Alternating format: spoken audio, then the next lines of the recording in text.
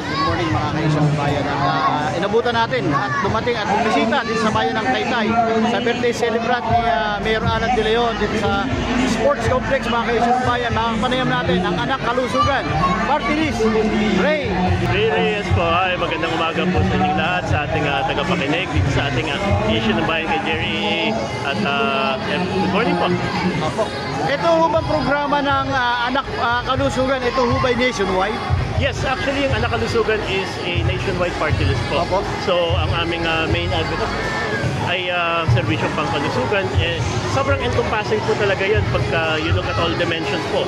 Kasama na rin po yan yung tamang nutrition para sa mga chikiting natin, mga kabataan, yung tamang pabahay, yung mga medical missions, murang gamot, libreng paggamot.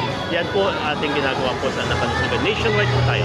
Ang programa po ba ninyo, tulad po ng ano-anong mga bagay po ang programa ng anak kalusugan? Okay, ang isa sa pinakamalaki po namin is always medical missions po talaga.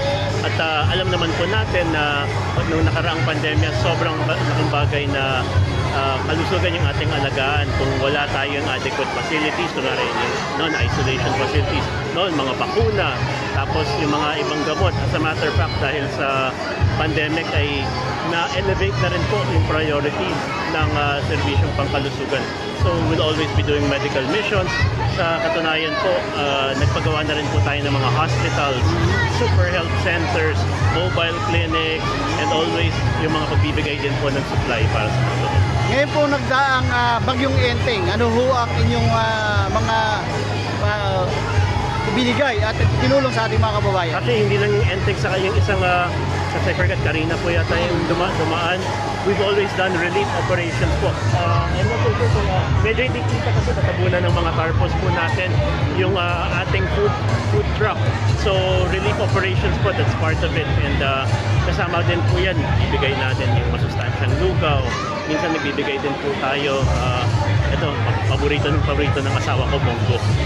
Sobrang nakabagay po ng ano. So those are very nutritious meals na madaling gawin, madaling i-deploy, mas lalo na sa mga panahon ng sabagan. Saan po pwedeng puntahan ang inyong tanggapan kung Ray? Napakagandang ano po niyan. Ang ginagawa po namin ay hindi lang po kami sa Congress. Nakikipag-partner po kami sa mga LGUs who are aligned po sa serbisyong pangkalusugan. Sa katunayan po, 2 probinsya po ang major na advocacy ng anak kalusugan. Batangas and Antique. Halos lahat po ng bayan sa Batangas at Antique may anak kalusugan assistance center din po. Dito po sa ating mahal na bayan na Taytay, actually kagagaling ko lang po kung nag-usap po kami ni Mayor Alan De Leon. We are going to be placing sa mga interested na barangays na hanggang barangay level na po tayo, ang anak kalusugan assistance center para po mas mabilis na ibigay yung serbisyo sa ating mga taong bayan. Ibig nyo sabihin lahat pala ng buong lalawigan, buong probinsya, pwede kayong lapitan para hinga ng tulong? Hindi lang po buong probinsya. Tulad po ng sabi natin, nationwide po ang anak kalusugan. So anytime po na kailangan po ninyo, ang pinakamabilis po natin, dahil may SOCMED na rin naman po tayo, may internet, puntahan nyo po yung anak kalusugan Facebook page, puntahan nyo po, mag-message lang po kayo at agad-agad po kayong tutulungan para sa inyong mga kailangan.